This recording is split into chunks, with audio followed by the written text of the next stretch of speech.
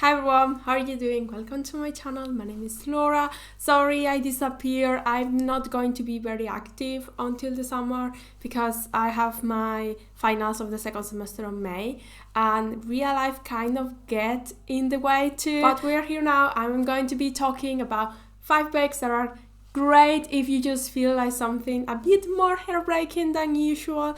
It's not going to be on the level of A Little Life, more on a Nicholas Spark kind of way. The first books are going to be more fluffy. I'm going to be ranking them until the last one that is more a Nicholas Spark kind of book. 2 of them are going to be gay romances and 3 of them are going to be heterosexual romances, and I'll put that on the timestamp so you can just choose if you're only into one of those genres. So let's just start. The first recommendation, so the happiest one on the list, is going to be Blackmoore. This is heterosexual romances, historical romance. I've talked about this author in the channel before. I really love her other book, Edinburgh. Blackmoore is a bit more angsty because it has a lot of unrequited love and a lot of mystery involved. It's between Kate and Henry. They've been friends forever, but Kate at some point starts telling everyone that she's not going to marry. You don't know why she's telling absolutely everyone that. First it seems like the typical unrequited love trope, but slowly you came to realize that Kate actually is in love with Henry,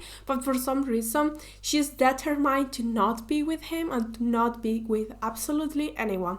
She just wants to go to India. I think she had an aunt there or something, but her mom is like, until you get 3 marriage proposals you cannot go to India. So she has to convince men to propose to her so she can refuse and then go to India. And in the meantime you're going to see her interact with Henry, and you see that they have a really intellectual kind of chemistry. I know comparisons are not okay, but it kind of reminds me just a bit of Jane Austen when we are talking about, for example, Pride and Prejudice. Then you see the main characters talking. It's so amazing the way that just their brains connect. Like, it's not that much about physical attraction, and I really love that vibe. You are not going to have a smut in this book, take that into account, but I thought it was really heartbreaking seeing these 2 people be completely in love. For some reason they couldn't be together, and just the mystery of wanting to know why. The second recommendation is actually a trilogy, but every one of these books are under 200 pages, so they are novellas. I read them all in one afternoon, and it's an amnesia romance. The first chapter you see how beautiful they are together, and then the accident happens, so you have to struggle with Dallas, seeing how the love of his life almost dies and is very critical for a lot of time, and how he doesn't even remember him. With Justin is actually really sad too, because he sees this stranger who is in love with him and he doesn't want to hurt him, but he also doesn't feel the same because he doesn't remember him. And you're going to see them slowly, well, Justin falling in love with him and Dallas just being super patient during the whole process. And it's a book that should be higher on the list because it's like a really hard topic. If it wasn't because NRWalker is known for doing the most fluffy romances ever, so the romance itself feels like very light, even though she could have gone for a really emotional reading. She decided not to. So I think it was a really good balance between a book that really makes you feel a lot because it has some depth, but also doesn't want to make you just suffer and wants to show you romance is real and it's just beautiful. Then I have the second gay romance, which is The Locker Room by Emily Lang. This is one of my all-time favorite gay romances, and it's one of those books that is not sad as much because of the themes, but because of how it's writing. I think it's the complete opposite from the second one.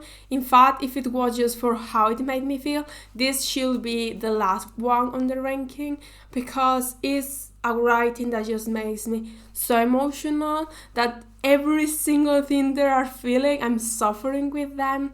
And it's between Chandler and Christian. They are best friends and they meet when they are teenagers. Chandler lives with his mom, who doesn't take care of him as she should. She doesn't even feed him correctly, and she's always bringing him boyfriends that are not nice with Chandler, who even go physical on him. You see Chandler just playing basketball because it's the only thing that makes him kind of forget about everything else, and he meets Christian playing basketball, and they are going to be the best friends, and slowly they are going to fall in love, keep playing basketball together, and it's really hard to see how slowly it's becoming harder to keep their relationship a secret because this is starting to really hurt them, but they cannot be out. This book was published over 10 years ago, and this really shows in things like that when it comes to how society has grown about, for example, queerness in sport. I think it's a lot better now than it used to be.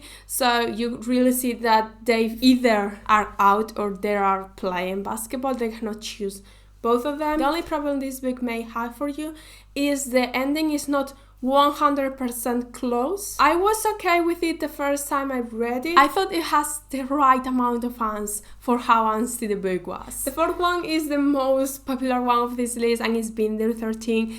This is a duology. It's huge. We are talking about almost 900 books in the first one, and the second book is over 900. It also has the highest rating on Goodreads. It has a 4.45. There is a reason for that. Usually people either DNF it so they don't rate it, or they finish it and love it, because usually when you finish a book that long it's because you are actually really into it. It's a very, very character driving story, so much that sometimes the romance doesn't even feel like the main focus of the book. A lot of the time it's just Shannon, the main character, and Shannon's father is emotionally and physically abusing his sons and daughters, and his wife, Shannon's mother. On top of that, Shannon is being bullied on her school, so her mom decided to put her on a private school, and that's where she's going to meet the hero, Johnny. I don't love the romance, but because I don't like the dynamics of damsel in distress and the hero who is going to protect the heroine from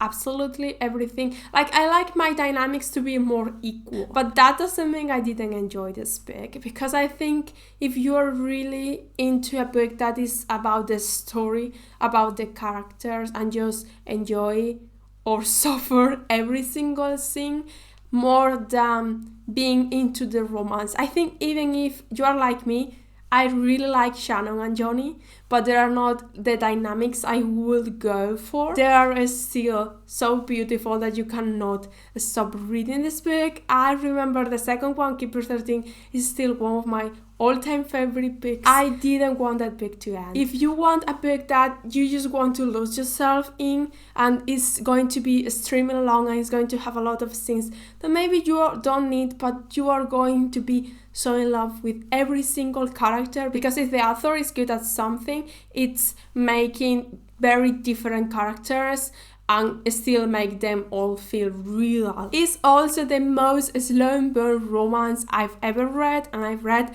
plenty of slumber romances, so if you're not into slumber, just skip this book. But you want something a bit more emotional and a bit more slow, but it's going to make you feel a lot of things, I will highly recommend this. And the last one, the one I don't recommend if you don't want to cry, is Full Teeth by Emma Scott. It's between Casey, who is a rock star that is struggling with drugs and alcohol because she's just not able to enjoy everything she's achieving. So even though she's at the best moment of her career, she just wants to disappear, and she's seeing how she's losing herself slowly, and she's going to end up dead. At the lowest point of her life, she's going to meet Jonah, and Jonah is ill, and the doctors have given him a few months of life because they don't have any kind of way to cure him. They are not supposed to meet, they are not supposed to be into each other, but when they meet and they start to talk